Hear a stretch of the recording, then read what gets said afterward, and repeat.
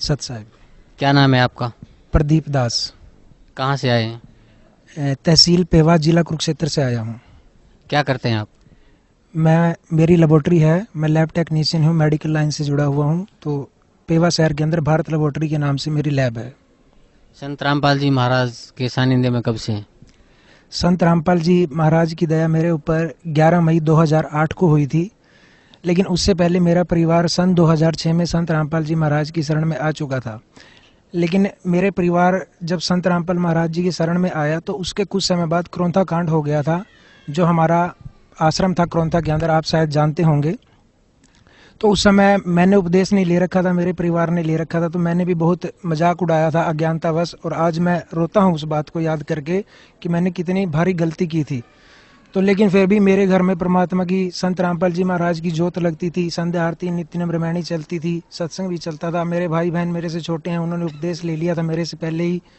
तो मैं उनका भी मजाक उड़ाता था। मेरे से काफ़ी छोटे हैं, लगभग 7-8 साल छोटे हैं वो। लेकिन जब मैं सुनता था कि उनको आधे घंटे की आरती भी पूरी याद थी, वो मेरे को बहुत अच्छे लगते थे।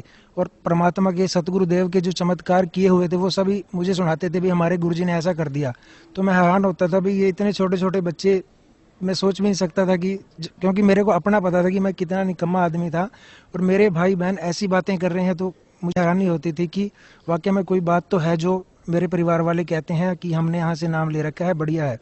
तो इसी दौरान हमारे गुरुदेव को इन नकली संतों और महंतों के कारण हरियाणा सरकार ने रोहतक जेल में रखा लगभग 2 साल के लिए। और हम इंतज़ार करते थे कि कब गुरुदेव आएंगे और कब हमें नाम मिलेगा। लेकिन ऐसा 2 साल तक हो नहीं पाया। तो मेरी पत्नी, वो भी हमारे गुरुदेव की शिष्य है, भगतमती, तो उसको लगभग बीमार ही रहती थी वो। मेरी शादी के बाद ही बीमार रहने लग गई थी। तो हमारे घर में कोई और पूजा पाठ होती नहीं थी, हमने नाम नहीं ले रखा था। तो वो मेरी माता को अक्सर कहती थी कि या तो हमें नाम दिलवा दो या हम अपनी कोई और पूजा पाठ कर लें। तो मेरी माता कहती थी भाई हम तो आपको कहेंगे नहीं पूजा पाठ करने के लिए, और नाम तो तभी मिलेगा जब गुरुदेव आएंगे। तो मेरे पिताजी ने 2-4 भगत जो आसपास के थे उनसे बात की भी ऐसे ऐसे घर में दिक्कत है, पुत्र वधु बीमार रहती है। तो उन्होंने कहा भी कोई बात नहीं, गुरुदेव से प्रार्थना करेंगे। तो किसी भगत के माध्यम से गुरुदेव से प्रार्थना लगाई। गुरुदेव बोले उनको बोल दो कि जोत लगाना शुरू कर दें और दंडवत प्रणाम शुरू कर दें, और जब परमात्मा बाहर आएंगे तो आपको नाम मिल जाएगा। तो उसी दिन से हमने जोत लगानी शुरू कर दी। जोत तो पहले भी लगती थी लेकिन प्रणाम करना शुरू कर दिया। तो हमने देखा कि जो, मैं आपको सच करके बता रहा हूँ, आप विश्वास करना इस बात को, कि 6-7 हज़ार रुपये महीने की दवाई हमारी आती थी तो वो रोग ठीक नहीं हो रहा था। एक 10 रुपए की गोली से वो रोग ठीक हो गया, जबकि वो गोली किसी और बीमारी के लिए ली थी उसने, और जो रोग था वो उस गोली ने ठीक कर दिया हमारा। तो मेरा विश्वास परमात्मा की तरफ पूरा दृढ़ हो गया कि ऐसा परमात्मा कर सकते हैं। जबकि हमने नाम भी नहीं लिया, तो नाम लेने के बाद कितने सुख होंगे हमारे घर में। तो सन 2008 11 मई को गुरुदेव के आने के 10-12 दिन बाद हमने उपदेश लिया। जो हम परिवार के 3 सदस्य रह रहे थे हमने सभी ने उपदेश ले लिया। तो उस समय मेरे को ये होता था कि मैं इतनी आश्रम में इतनी जल्दी जल्दी आ नहीं पाऊंगा, क्योंकि महीने में एक बार आना होता है। लेकिन परमात्मा की ऐसी दया रही कि लगभग हर हफ्ते में गुरुदेव मेरे को यहाँ बुला लेते हैं, और मेरे को बड़ी खुशी होती है। मेरे को यहाँ इतना आनंद आता है आने में। एक बार आश्रम से हम गाड़ी में जा रहे थे सत्संग सुनने के बाद, तो हमारे पेवा शहर से 6 किलोमीटर पहले एक गांव आता है गुमथला। तो वहाँ पे बस स्टैंड के ऊपर मैं गाड़ी चलाए जा रहा था, मेरा कोई ध्यान नहीं।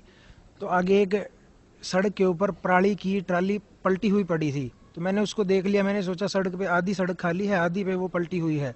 तो मैंने सोचा भाई चलो कोई नहीं, आधी सड़क से तू गाड़ी निकाल लेना, पलटी रहने दो उसको। तो मैंने कोई ध्यान नहीं दिया, ना गाड़ी की स्पीड कम की।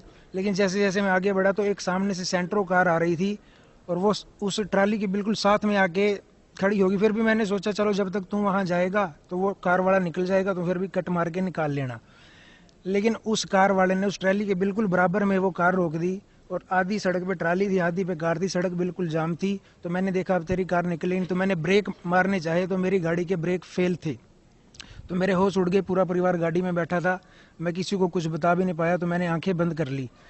तो जब लगभग 10-12 सेकंड के बाद जब मैंने आंखें खोली तो मेरी कार उस कार और ट्राली से पार हो चुकी थी, किसी को एक खरोंच भी नहीं आई। तो आगे जाके कार अपने आप रुकी।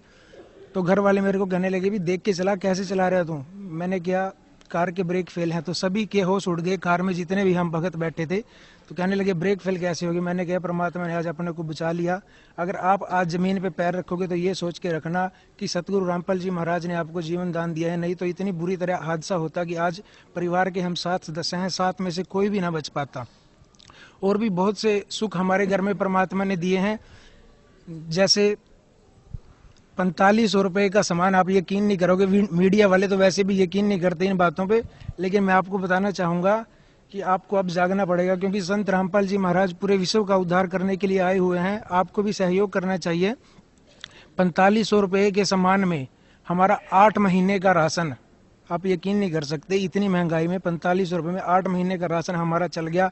हम खुद हैरान हैं, क्योंकि जिस दुकान से मैं सामान लेके आया था वो मेरे को मिलता रहता है, बार बार कहता है भाई आप सामान दोबारा नहीं लेके गए, कहीं और से लेने लग गएगा।